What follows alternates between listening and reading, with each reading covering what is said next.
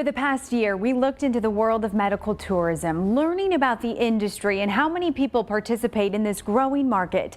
You may remember my two-part series on the topic called Fighting for My Life, where I interviewed Will Smink, a former co-worker, who after years of dealing with weight issues and bullying, he decided to turn his life around. Will traveled to Tijuana, Mexico and underwent bariatric surgery, a procedure he wasn't able to afford in the United States.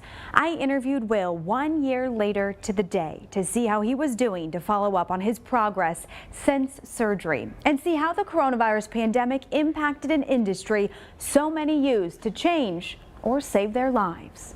My highest weight, I was 416 pounds. 416 pounds. Yeah. Unrecognizable. This morning I weighed in at 195 pounds. You're literally like more than half. Yeah. In addition to the physical changes you can see in Will, like the 220 pounds he's lost in a year, he's been able to experience things for the very first time. Just coming down here, like, it was the most comfortable I've ever felt sitting in an economy seat on a plane. No seatbelt extender, no having to reserve a second seat. What may seem like normal day-to-day occurrences for some. I went to a theme park and I fit on the rides for the first time since I can remember. Putting the lap bar on for the first time, it was so emotional. I was ready to cry right there. You've been able to consistently keep the weight off just by walking. Yeah, just by walking. And it's been amazing because everybody's been saying everybody's been gaining weight during the pandemic and everything, but here I feel like I'm the only one that's been losing weight. When the coronavirus pandemic hit, borders started to close to United States travelers, and right now there are only 8 countries open to U.S. citizens: Albania, Belarus, Brazil, Mexico, North Macedonia, Serbia, Turkey, and Zambia. Out of these 8 countries, only Mexico and Turkey rank high on the top medical tourism destinations. According to a recent study, before the pandemic hit, the global medical tourism industry was worth around $70 billion, with the U.S. medical tourism industry bringing in $6.7 billion.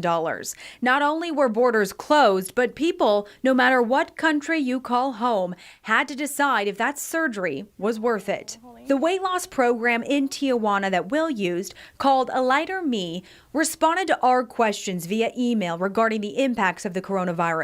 The patient coordinator says, quote, "The pandemic has forced a lot of changes, issues that we didn't anticipate. While the business of surgery itself is still ongoing, the issue has been with passports," end quote. At one point, the doctor's office had to close briefly to redo the operating rooms with different filters and breathing masks. Surgeries were halted in March, but we're told they have since picked back up. The hotel industry in some countries, specifically Mexico, rely on these medical tourists to boost their revenue. And when it comes to screening for COVID-19, the company says, quote, "Personal patient requirements of masks was not required in Mexico, but often you see them anyway." They went on to say patients are screened upon intake, end quote. And this was the year Will was set to undergo the skin removal process following his weight loss. But with everything going on, Will says now isn't the time. Ever since I lost all this weight, there's obviously a lot of loose skin that needs to be attended to, a lot under my arms that I don't really feel comfortable with. Do you plan to go back to Tijuana? If I can get it covered here in the States, probably not. If not, I would definitely consider going there. There was moments you wanted to give up. Absolutely, yeah. There was one point where with this weight loss process, you will experience stalls. There was a time where I went through a stall for a good month. I was not losing weight. I was actually starting to gain a little weight here and there. Will eventually broke through that wall and he kept shedding the pounds. To anyone who's really considering the surgery, I'd say go for it. Absolutely go for it. I'd do your homework first, see if it's covered by insurance here in the States. And ultimately for Will, his future is looking up. He's becoming more adventurous. He hopes to go skydiving one day. He gets outside more. He went bike riding for the first time, and most importantly, he's staying healthy. In the studio, Audrey Biesk, WMBF News.